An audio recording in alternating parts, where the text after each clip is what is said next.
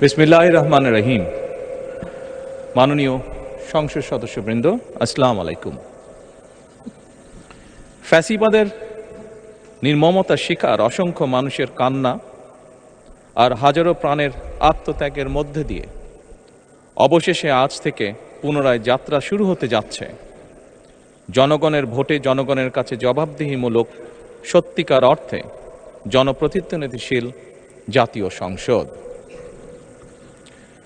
বাংলাদেশের জাতীয় সংসদের রাজনীতির এই ঐতিহাসিক মুহূর্তে আমি আল্লাহর দরবারে শুকরিয়া জানাই, যার অশেষ রহমতে আমরা একটি ন্যায়ভিত্তিক গণতান্ত্রিক মানবিক বাংলাদেশ প্রতিষ্ঠার লক্ষ্যে যাত্রা শুরু করতে পেরেছি। 1971 সালের স্বাধীনতা যুদ্ধের থেকে শুরু করে 2024 সালের দেশ এবং জনগণের স্বাধীনতা রক্ষার যুদ্ধ সহ এই পর্যন্ত দেশে গণতন্ত্র এবং মানুষের অধিকার প্রতিষ্ঠার সংগ্রামে যারা শহীদ হয়েছেন, ত্রয়োদশ জাতীয় সংসদ শুরুর এই যাত্রা লগ্নে আমি তাদেরকে কৃতজ্ঞতার সঙ্গে স্মরণ করছি।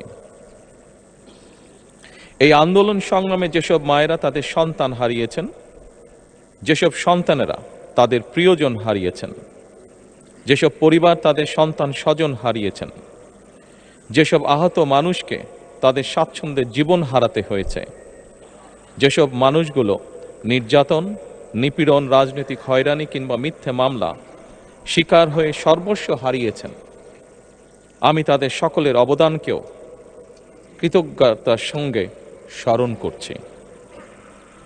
দেশের ছাত্র জনতা, কৃষক, শ্রমিক, শিক্ষক, কবি, সাহিত্যিক, সাংবাদিক, চিকিৎসক, প্রকৌশলী, আইনজীবী, কামার কুমার, জেলে তাঁতি, গাড়ি চালক, ব্যবসায়ী এবং সরকারি বেসরকারি চাকরিজীবী, গৃহিণী, সারা দেশে গণতান্ত্রিক রাজনৈতিক দলের নেতা কর্মী সমর্থক তথা সর্বস্তরের সকল শ্রেণী পেশার মানুষ যাদেরকে গুম, খুন, হত্যা, নির্যাতন, নিপীড়ন, মিথ্যা হামলা মামলা কিংবা জীবন্ত মানুষের কবরস্থান তুল্য বর্বর বন্দিশালা, আয়নাঘর, কোনো কিছু দিয়েই যাদের গণতান্ত্রিক আকাঙ্ক্ষাকে রুখে দেওয়া যায়নি,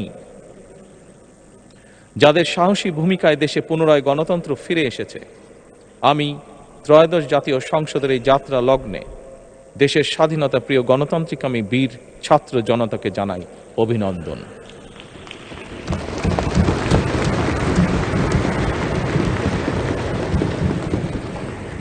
সম্মানিত সংসদ সদস্যবৃন্দ, দেশনেত্রী মরহুমা বেগম খালেদা জিয়া জনগণের অধিকার প্রতিষ্ঠায় দেশে সংসদীয় গণতন্ত্র প্রতিষ্ঠা করেছিলেন, সংসদীয় গণতন্ত্রকে প্রাতিষ্ঠানিক রূপ দিয়েছিলেন।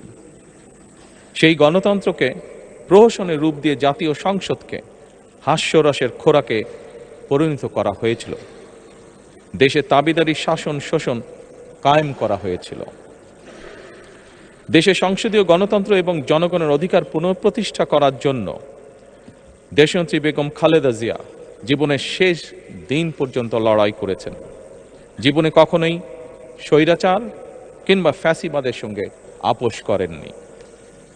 দেশে আজ থেকে আবারও সেই কাঙ্ক্ষিত সংসদীয় গণতন্ত্রের যাত্রা শুরু হলো, আলহামদুলিল্লাহ।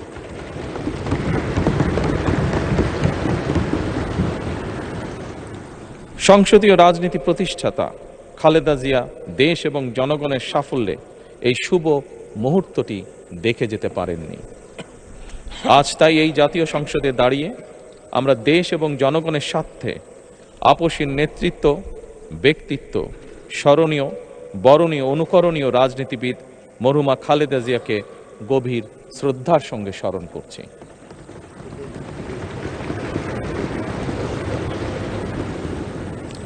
সম্মানিত সংসদ সদস্যবৃন্দ, দেশে বহুদলীয় গণতন্ত্রের প্রবক্তা এবং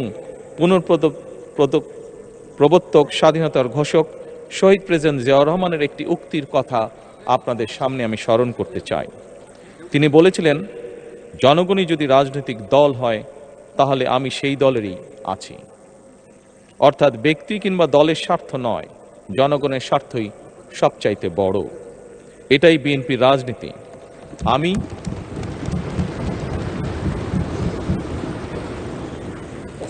আমি প্রথমবারের মতন বাংলাদেশ জাতীয়তাবাদী দল বিএনপি থেকে জাতীয় সংসদ সদস্য নির্বাচিত হয়েছি।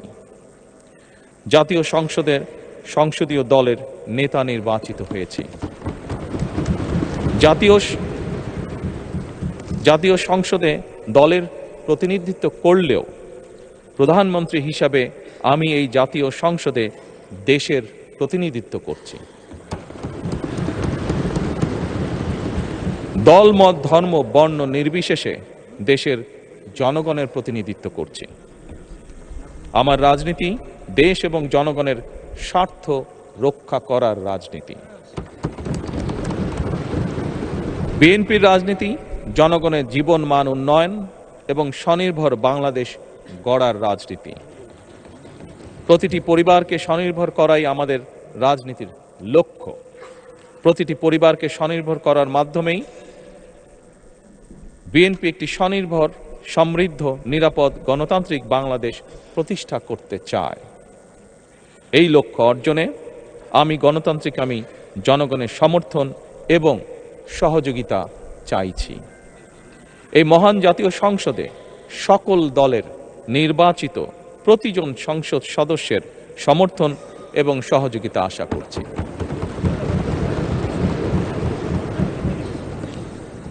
সম্মানিত সংসদ সদস্যবৃন্দ, আমি বিশ্বাস করি আমাদের দল কিংবা মত কিংবা কর্মসূচি ভিন্ন হতে পারে, কিন্তু তাবেদার মুক্ত, ফ্যাসিবাদ মুক্ত একটি স্বাধীন, সার্বভৌম, নিরাপদ, স্বনির্ভর বাংলাদেশ প্রতিষ্ঠায় আমাদের মধ্যে কোনো বিরোধ থাকতে পারে না, বিরোধ নেই।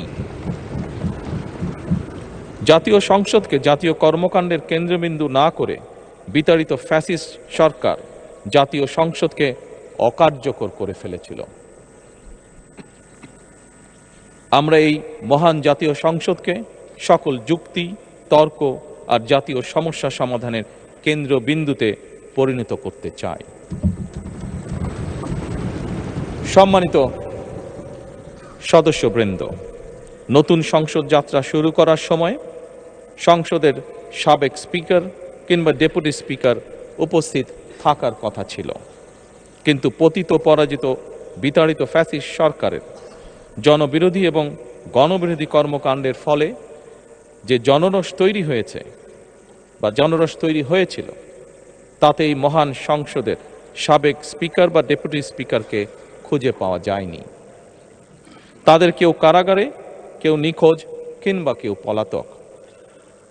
দীর্ঘ ১.৫ দশকের ফ্যাসিবাদী এবং তাবেদারি শাসন শোষণের পর জনগণের ভোটে নির্বাচিত প্রতিনিধিদের নিয়ে আজ আমাদের এক বিশেষ পরিস্থিতিতে জাতীয় সংসদের কার্যক্রম শুরু হতে যাচ্ছে। এমন পরিস্থিতিতে আমরা সংবিধান এবং সংসদের কার্যপ্রণালী বিধির বিধান অনুসরণ পূর্বক ত্রয়োদশ জাতীয় সংসদে সভাপতিত্ব করার জন্য আজ আমি প্রবীণ রাজনীতিবিদ এবং 5 বারের মতন নির্বাচিত জাতীয় সংসদ সদস্য জনাব ডক্টর খন্দকার মোশাররফ হোসেনের নাম প্রস্তাব করছি।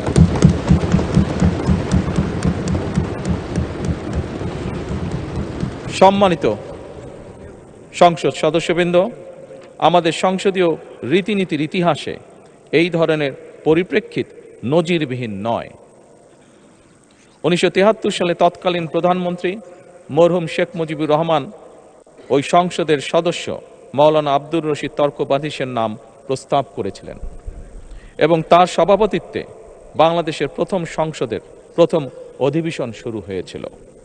আমি জাতীয় সংসদের সকল সম্মানিত সদস্যকে স্বাগত এবং ধন্যবাদ জানাই। আল্লাহ হাফেজ। বাংলাদেশ জিন্দাবাদ।